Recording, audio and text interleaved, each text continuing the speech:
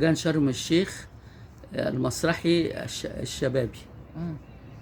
فأنا أهديتهم المقر بتاع، قصدي الترخيص بتاع نادي المسرح اللي أنا كنت عاملاه، وعملت مجلة و كان في السبعينات والثمانينات.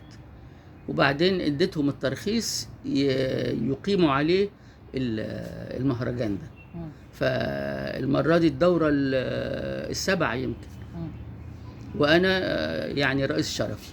هتسافر شرم الشيخ وكده؟ يوم 25 المهرجان لغاية يوم 1.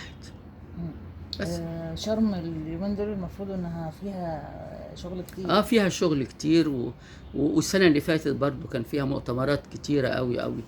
فشرم جميلة جميلة، بس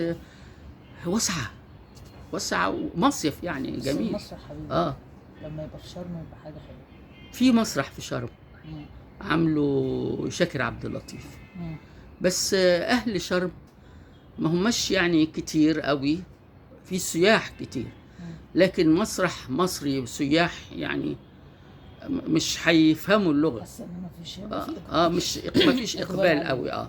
لكن بيجي عليه فرق رقص وغنى وحاجات زي كده يعني بيتشغل، لكن بالدراما ما اعتقدش. ده وسام الاستحقاق من الدرجة الأولى اللي اداهولي حافظ الأسد.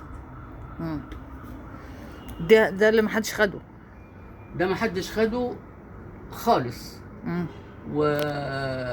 وجايزة الجائزة التقديرية مفيش فنانة أخدتها، ممثلة يعني.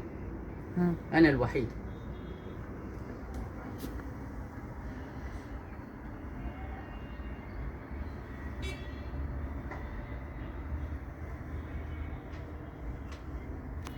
حفيدي اسمه يوسف. علاقتك ايه بقى بيوسف؟ عايزين نعرف. ما انا اللي بقول بيجا الرجل الوحيد الذي قهرني، اللي الولاد كلهم بيحبوها. ايه بقى علاقتها ايه بحفيدها؟ هو ايه في المدرسه يعني يقول لهم انا نناه تيتا رهيبه، يقولوا له لا انت كذاب مش ممكن. وبعدين مره ضرب لي التليفون قال لي يا نناه مش مصدقين انك نناه. قلت له مين؟ قال لي خد كلمه. واحد جنبه بقى انت مين؟ قال لي انا عمر.